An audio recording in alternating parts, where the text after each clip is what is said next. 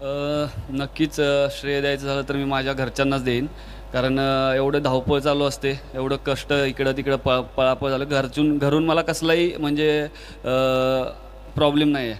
मुळात घरून प्रॉब्लेम नसला पाहिजे तरच सपोर्ट म्हणजे घरचा जेवढा सपोर्ट तेवढाच प्लेयर पुढं खेळू शकतो. तुम्ही जेव्हा पालक म्हणून तुम्ही एखाद्या खेळाडूला जर सपोर्ट करताय तो अजून उत्तेजनानं खेळू शकतो.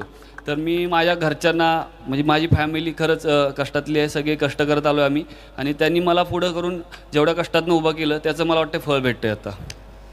अगदी शेतकरी कुटुंबातून तू आलेला आहेस आणि विशेष म्हणजे 70-70 लॉकडाऊन गपशपमध्ये तुझा इंटरव्ह्यू देखील होणार होता, परंतु इंटरनेट कनेक्टिव्हिटीमुळे तो झालेला नाही आहे. त्याच्यावेळेस तुम्हाला भरपूर अशी माहिती तुझ्या जीवनाबद्दल दिल्यास. अतिशय कष्टकरी फॅमिलीला तू बिलॉंग करतो. आज देखील शेती तुमच्या माध्यमातून केली जाते, परंतु शेतकरी कुटुंबातला मुलगा देखील टेनिस बॉल क्रिकेटचं विश्वधनानून सोडू शकतो. त्याचबरोबर लेदर क्रिकेटमध्ये देखील महाराष्ट्राचं नेतृत्व प्रतिनिधित्व करू शकतो. याबद्दल हे जे तरुण खेळाडू आहेत यांना तू काय संदेश देशील? टेनिस बॉल क्रिकेट बरोबर लेदर बॉल क्रिकेटमध्ये देखील कसं आपलं नाणं खणखणीत वाजू शकतो एखादा खेळाडू?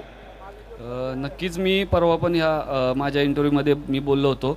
आपल्याला ज्या मी इकडे मुंबईत असतील, पुण्यात असतील, ज्या ग्रामीणच्या खेळाडूंच्यामध्ये आयकॉन येऊन खेळतो, तर मला असं जाणवतं की मी आयकॉन नाही तर याच्यामधले काही प्लेयर अजून असे आयकॉन खेळले पाहिजेत की त्यांच्यामध्ये खूप टॅलेंट आहे.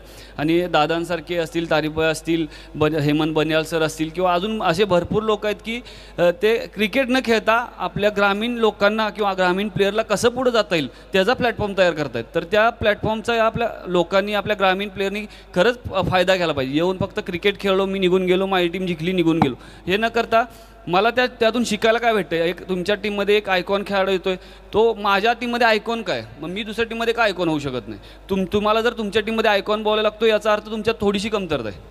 मग मला वाटतं असं नाही की तुमच्यात कमतरता आहे, तर ती कमतरता तुम्ही या माध्यमातून, तुम्ही तुमच्या कष्टातून, तुमच्या प्रामाणिकपणातून आणि तुम्ही केलेले या क्रिकेटच्या माध्यमातून तुम्ही कशी दाखवून देणार हे तुम्ही ठरवायचं आहे. कारण ही लोक आता आमच्या इकडे एवढी मोठी स्पर्धा होत नाहीत, ही लोक तुम्हाला एवढ्या मोठ्या स्पर्धांचा प्लॅटफॉर्म बनवून देत आहेत, तर त्याचा थोडासा फायदा घ्या.